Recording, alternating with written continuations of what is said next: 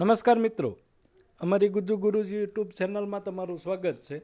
આજના વિડીયોમાં આપણે આરટીઈ રાઇટ ટુ એજ્યુકેશન અંતર્ગત જે એડમિશન પ્રક્રિયા છે વર્ષ 2025-26 એટલે કે આવતા શૈક્ષણિક વર્ષથી જે એડમિશન પ્રક્રિયા છે એની વાત કરીએ.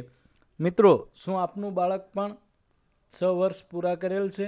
તો આ વિડીયો પૂરેપૂરો જુઓ અને તમને રાઇટ ટુ એજ્યુકેશન અંતર્ગત ધોરણ 1માં પ્રવેશ મેળવવા માટે ઘણો બધો મદદરૂપ થશે.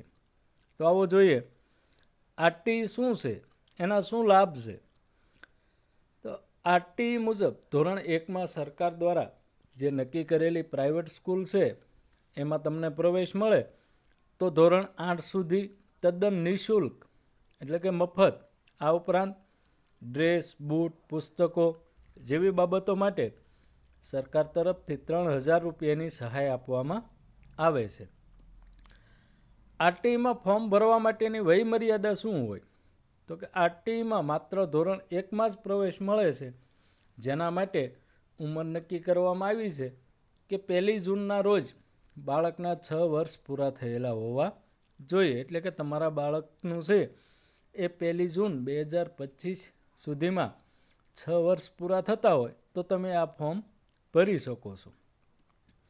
રાઇટ ટુ એજ્યુકેશનની વેબસાઇટ ઉપર પણ આવી અગત્યની સૂચના તમે વાંચી શકશો કે શૈક્ષણિક વર્ષ 2025-26માં આરટીઈ હેઠળ પ્રવેશ માટે ઓનલાઈન ફોર્મ તારીખ 28/2/2025થી 12/3/2025ના રાત્રિના 12 કલાક સુધી ફોર્મ ભરી શકાશે. અને આ પ્રક્રિયા દરમિયાન વાલીએ ઓનલાઈન ફોર્મ ભરતી વખતે જરૂરી આધાર પુરાવા જેવા કે જન્મ તારીખનો દાખલો, રહેઠાણનો દાખલો, જાતિ કે કેટેગરીનો દાખલો તેમજ સક્ષમ અધિકારીનો આવકનો દાખલો, ઇન્કમટેક્સ રિટર્ન તથા ઇન્કમટેક્સ રિટર્ન ભરેલ ન હોય તેવા કિસ્સામાં આવકવેરાને પાત્ર આવક ન થતી હોવા અંગેનું સેલ્ફ ડિક્લેરેશન ફોર્મ. આ આધારો છે એ ઓનલાઈન અપલોડ કરવાના રહેશે અને ઓનલાઈન ફોર્મની પ્રિન્ટ વાલીએ પોતાની પાસે રાખવાની રહેશે. ઓનલાઈન ફોર્મ ભરેલ ક્યાંય જમા કરવાનું રહેશે નહીં. તો જોઈએ મિત્રો કે ફોર્મ ભરવા માટે જરૂરી ડોક્યુમેન્ટ કે આધાર પુરાવા ક્યાં ક્યાં છે. તો એક છે જન્મનું પ્રમાણપત્ર, બાળકના જન્મ અંગેનું પ્રમાણપત્ર.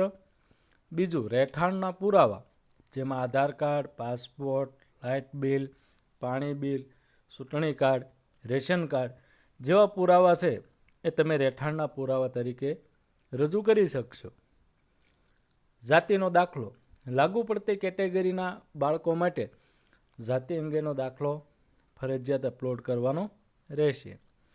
આવકનો દાખલો, આવક મર્યાદા ગ્રામ્ય વિસ્તાર માટે 1,20,000 અને શહેરી વિસ્તાર માટે 1,25,000ની આવક મર્યાદા સહી નક્કી કરવામાં આવેલી છે.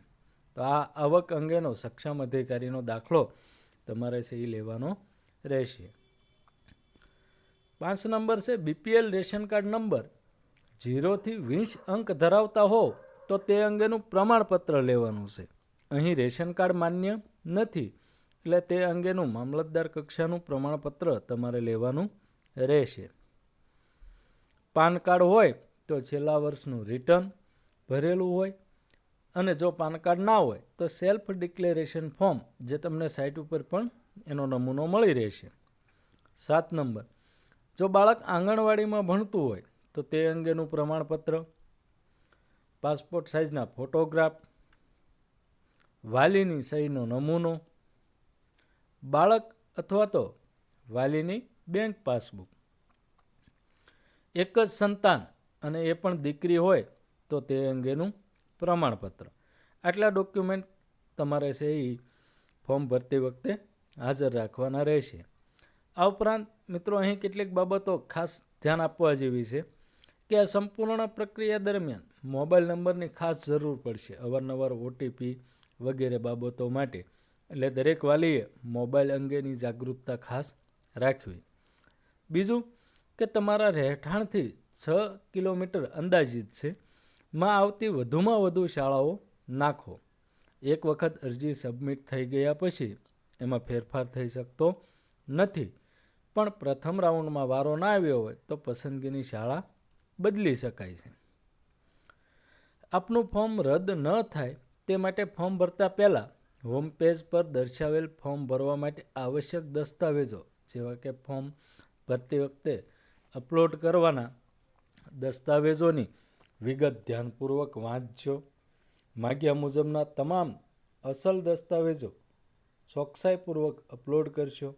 શાખા કે ઝેરોક્સ કોપી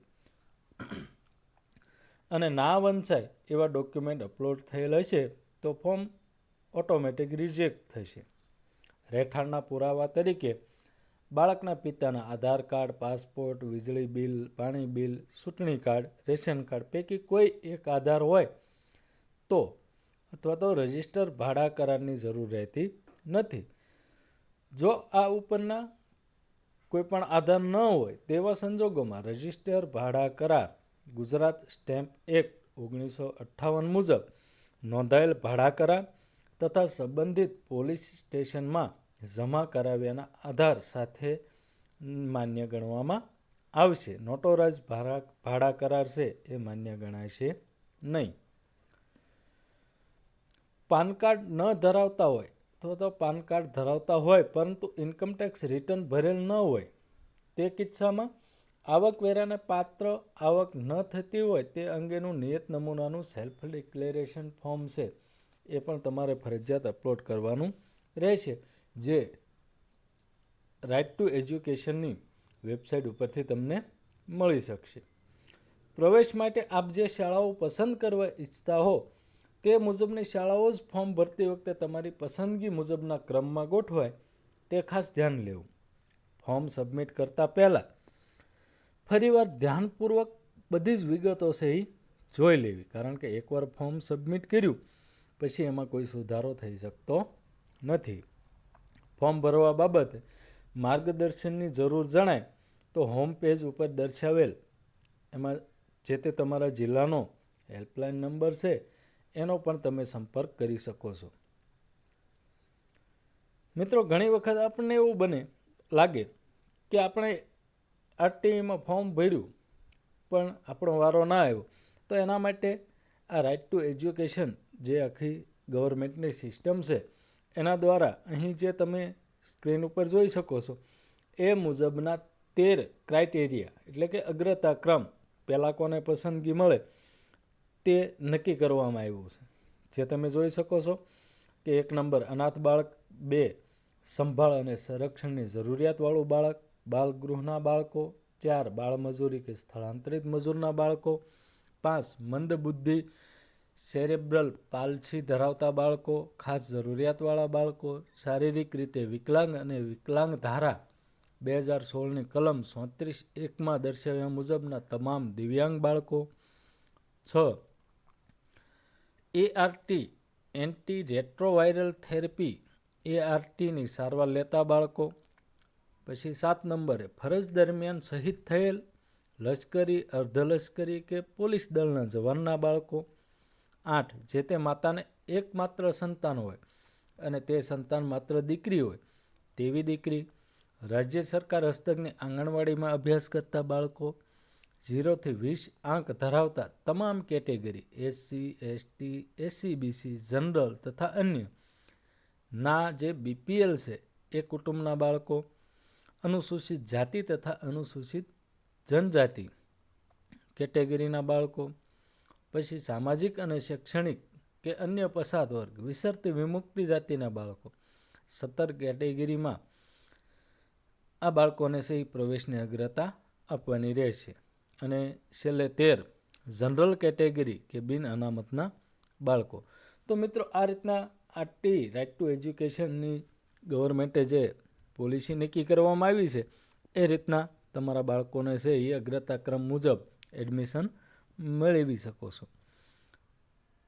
આગળના વિડીયોમાં આપણે છે એ સમગ્ર ફોર્મ કઈ રીતે ભરવું, પ્રિન્ટ ક્યાંથી કાઢવી જેની માહિતી મેળવશું. તો તમને માહિતી ગમી હોય તો અમારી ચેનલને સબસ્ક્રાઈબ કરી રાખો. આભાર.